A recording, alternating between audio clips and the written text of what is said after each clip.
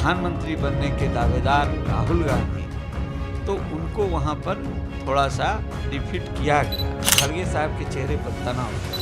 लालू यादव ने तो कहा कि भाई शादी कर लीजिए, बहुत लेट हो रहा है। तो ये विषय एक प्रेस कॉन्फ्रेंस में अगर हम इसकी चर्चा करें तो कहीं न कहीं ये लगा कि राहुल गांधी को हल्के में लिया गया। अरे तो मेरा दावा है कि ये लोग धूल चाटना होगा। कांग्रेस से हट करके बिहार चाह रही है, नीतीश जी चाह रहे हैं कि हम मुख्यमंत्री प्रधानमंत्री बने। अरे भाई राहुल गांधी प्रधानमंत्री के दावेदार, आप चर्चा कर रहे हैं शादी कर लें, तो हल्के में लिया गया ना।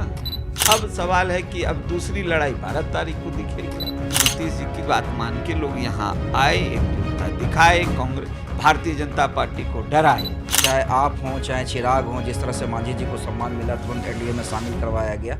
नीतीश कुमार की अध्यक्षता में और उनके बुलावे पर तमाम विपक्षी नेताओं की एकजुटता दिखी। राहुल गांधी, ममता बनर्जी, शरद पवार, उद्धव ठाकरे सब ने एक स्वर में कहा कि 2024 में मोदी के खिलाफ मिलकर लड़ाई लड़नी है।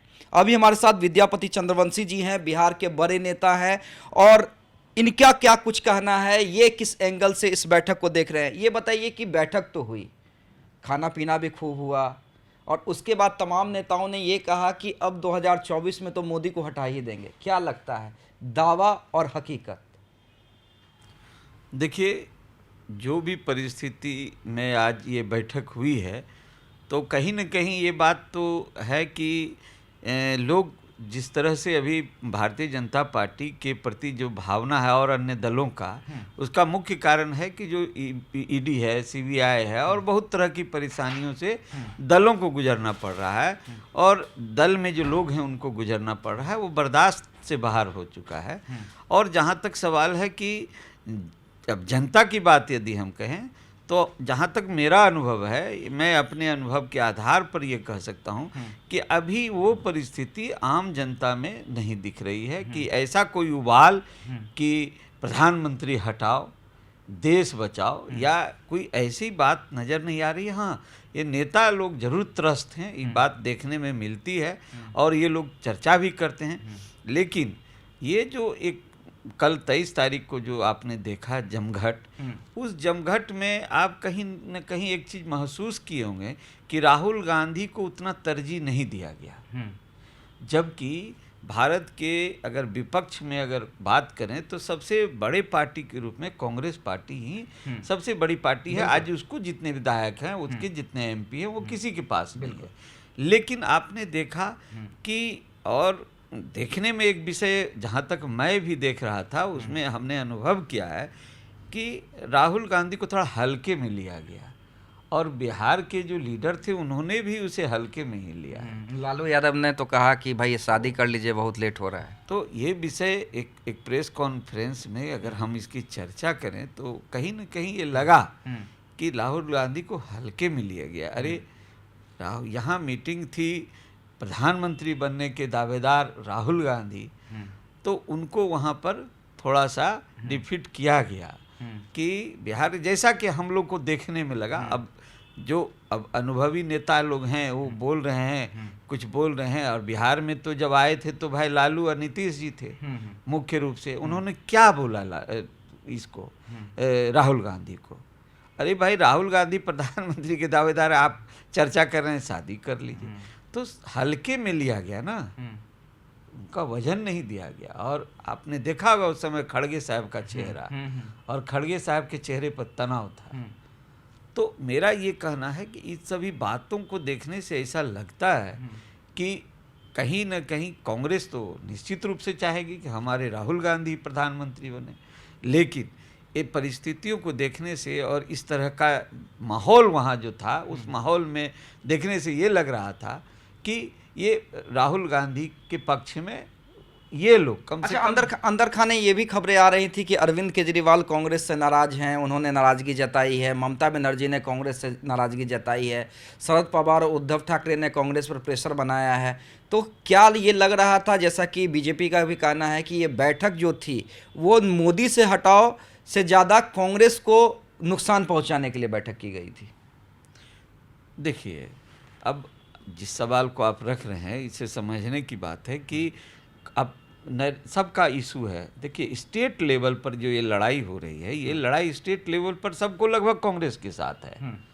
कि आज जिस समय लालू जी आए थे, आपको ख्याल होगा अमित जी कि उस समय कांग्रेस जो है, कांग्रेस हटाया गया था बिहार से। बिल्कुल बिल्कुल। और उसके बाद आज ममता बनर्जी कांग्रेस से लड़ी है। आज अरविंद केजरीवाल की बात आप कर रहे हैं तो अरविंद केजरीवाल भी कांग्रेस से लड़ाई लड़े हैं।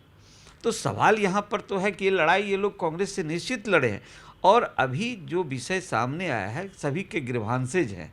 ग्रीवांसेज जैसे अरविंद केजरीवाल का है कि जो अध्यादेश लाया जा रहा है तो वहाँ राज्यसभा में कांग्रेस के जो सांसद हैं बैठे हुए, तो वहाँ पर वो चाहते हैं, कमिटमेंट चाह रहे हैं कि क्योंकि उससे वो प्रभावित हैं और उनका स्टेट प्रभावित हो रहा है।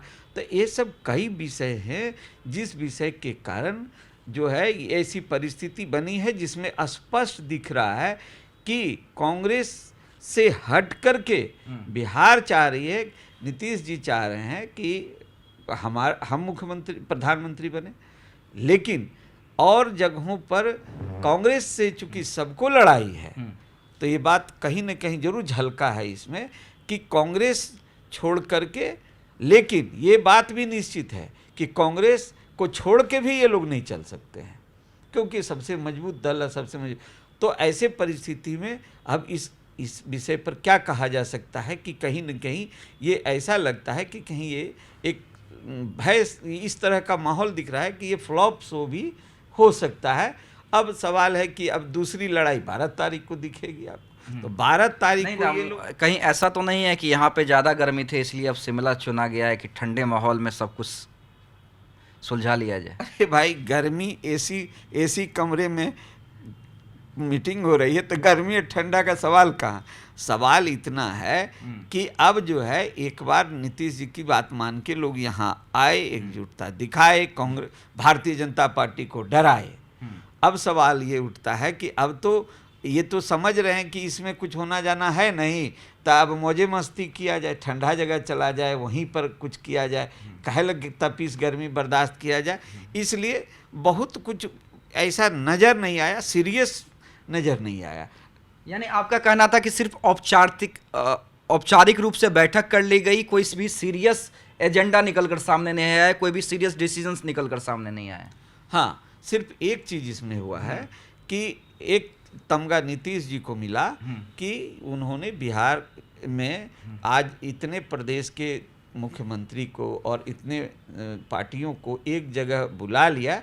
यही एक उपलब्धि माननीय मुख्यमंत्री जी को मिला है, जिस पर लोगों ने कहा कि भाई ये तो काबिले तारीफ़ है कि इतना बिहार में भारत के सभी अन्य जगहों से, पार्टियों से और मुख्यमंत्रियों को बुला ले रहे हैं पक्ष विपक्ष के लोगों। तो ये तगमान जरूर मुख्यमंत्री जी को मिला कि, और उसका मुख्य कारण ये था कहीं न कहीं साइकोलॉजिकल एक दबाव रहा था कि बिहार की धरती में जब 74 में आंदोलन हुआ तो बिहार की धरती से हुआ। जिस समय मोतिहारी से गांधी जी आंदोलन शुरू किए थे तो बिहार की धरती को क्रांति की धरती माना जाता है, बिहार दिशा देता है। लेकिन अभी बिहार दिशा दे सकेगा या नहीं दे सकेगा इस पर मुझे पूरा भरोसा नहीं है। अच्छा, ये बताइए कि ठीक है अभी तो आप महागठबंधन के बारे में कह रहे हैं, लेकिन बतौर पार्टी अध्यक्ष जो आपकी पार्टी है वो यहाँ पर एनडीए को कैसे देख रही है, और जो स्ट्रेटजी बिहार बीजेपी अपना रही है, जो मांझी जी शामिल हुए, उपेंद्र कुशवाहा नीतीश जी को छोड़कर गए, चिराग पासवान का भी तक स्टैंड समझ में नहीं आया, वो नीतीश पे हमला जरूर करते हैं लेकिन अभी तक बीजेपी से हाथ उन्होंने नहीं मिलाया है। तो एनडीए की स्ट्रेटजी कैसी दिख रही है? देखिए, एनडीए बिहार में जब आप अगर शुरू से इसको देखिएगा तो एनडीए कहीं न कहीं आज, इससे पहले नीतीश जी के साथ जब चल रही थी तो एनडीए सहारा ली थी ना नीतीश जी का, उसके बिना तो सत्ता में नहीं आ रही थी। नीतीश जी जिधर जाते हैं उधर सत्ता हो जाता है। तो मेरा ये कहना कि नीतीश जी ने ये इस एनडीए ने ये महसूस किया है कि बिहार में अपनी ताकत पर वो आज तक किसी इस सरकार में नहीं आ सकी, तो अभी छोटे दलों को लेके, जिन्हें छोटे दल की उपाधि दी जाती है, और जिस तरह से आज यूपीए के लोग में, जैसे ललन सिंह जी ने कहा कि जदयू के जो अभी राष्ट्रीय अध्यक्ष हैं, उन्होंने कहा कि भाई छोटे दलों की दुकान को बंद होना चाहिए। अरे भाई, छोटे दल की दुकान कैसे बंद कर दिए? वो पिछड़ों की आवाज़ है, वो दलितों की आवाज़ है, उसको आप कैसे बंद कर दीजिएगा? आखिर जो ये छोटे दल बने, ये कैसे बने? आप भी किसी दिन समता पार्टी बनाए थे, ख्याल होगा।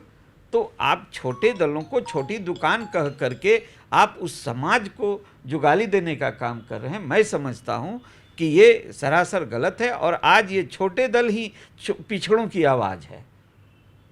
तो आज जहाँ तक एनडीए में, अगर आज एनडीए अपने जो स्ट्रेटजी बनाया है एनडीए ने कि छोटे दलों को साथ लेके, तो वो सम्मान देना चाह रही है। जो पिछड़े हैं, अति पिछड़े हैं, दलित हैं, महादलित हैं, उसे सम्मान देना चाह रही है। तो ये दल पिछड़ों का जमघट है।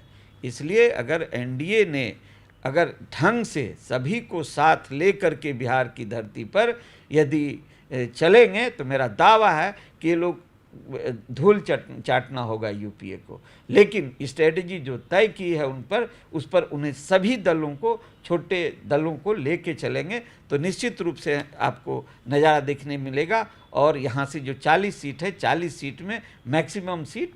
लेकिन बीजेपी का वो रुख दिख कहाँ रहा है? मुझे ये बताइए कि ठीक है, मांझी जी शामिल हो गए, पारस अभी एनडीए में हैं, आप कह रहे हैं कि अगर बीजेपी सभी छोटे छोटे दलों को साथ में लेकर चलती है तो 40 की 40 सीट फतह कर सकती है।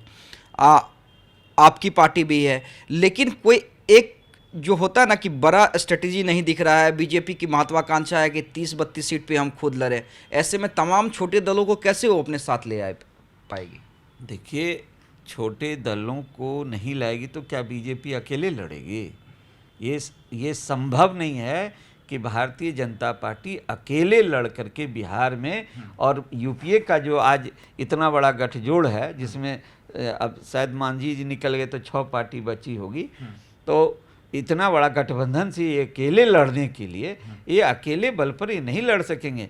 इसलिए भले दिखे ना दिखे अभी आपको, लेकिन आने वाले चुनाव से पहले, समय से पहले आपको, हमें तो भरोसा है कि निश्चित भारतीय जनता पार्टी एनडीए का कुनबा बढ़ाएंगे ये लोग। और जहाँ तक वो लोग बैठ कर के इस बात को मूल्यांकन कर रहे हैं, तो उसके बिना यदि इसको भूल के चलेंगे, छोड़ के चलेंगे, तो हम समझते हैं बिहार फतह नहीं हो पाएगा।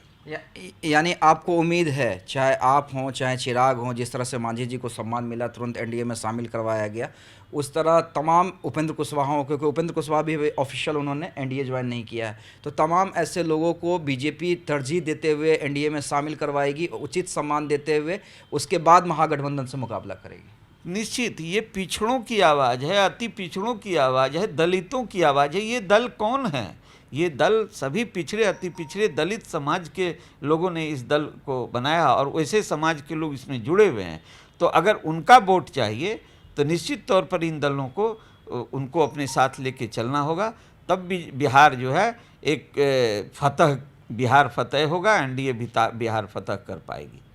तो चलिए, हमारे साथ विद्यापति चंद्रवंशी थे, जिनका साफ कहना है कि विपक्षी एकता के बैठक में कुछ भी सीरियस निकलकर सामने नहीं आ पाया, कोई भी एजेंडा जो है वो तैयार नहीं हो पाया, बल्कि राहुल गांधी के कद को छोटा किया गया। वहीं बीजेपी से उम्मीद कि तमाम जो भी छोटे दल हैं उन्हें सम्मान दे, उन्हें साथ ले, और उसके बाद अगर महागठबंधन से मुकाबला वो करे तो 40 की 40 सीटें फतह निश्चित होंगी। सिर्फ खबर दिखाना देशवा न्यूज का मकसद नहीं, देशवा न्यूज की कोशिश है कि समाज की सूरत बदलनी चाहिए। देशवा न्यूज पर वीडियो देखने के लिए लाइक करें, सब्सक्राइब करें, साथ ही बेल आइकन दबाना न भूलें।